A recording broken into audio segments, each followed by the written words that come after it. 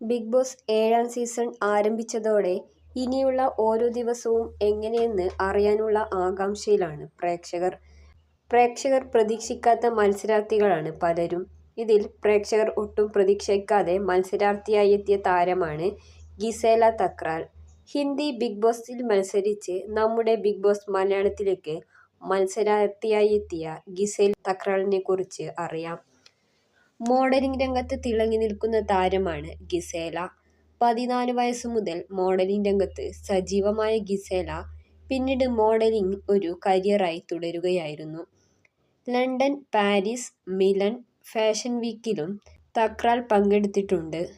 രാജസ്ഥാൻ സ്വദേശിയാണ് താരം. എങ്കിലും അമ്മ ആലപ്പുഴക്കരി ആയതുകൊണ്ട് തന്നെ ഗിസേലയും ഒരു മലയാളി തന്നെയാണ്.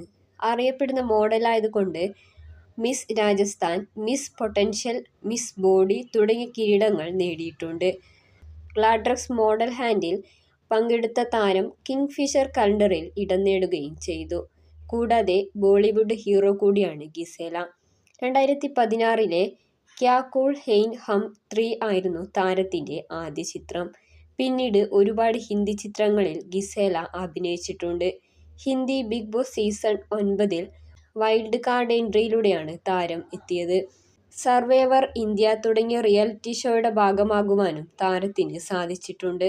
ഫാഷൻ ടെക്നോളജി, വെയർഹൗസിംഗ് തുടങ്ങിയവ ഉൾപ്പെടുത്തിക്കൊണ്ടുള്ള സ്വന്തമായ ഒരു കമ്പനി തന്നെ വിദേശത്ത് താരത്തിനുണ്ട്. മോഡലായതുകൊണ്ട് സോഷ്യൽ മീഡിയയിൽ സജീവമായ ഗിസേലയ്ക്ക് ഇൻസ്റ്റഗ്രാമിൽ 4 മില്യണിലധികം ഫോളോവേഴ്സുമുണ്ട്.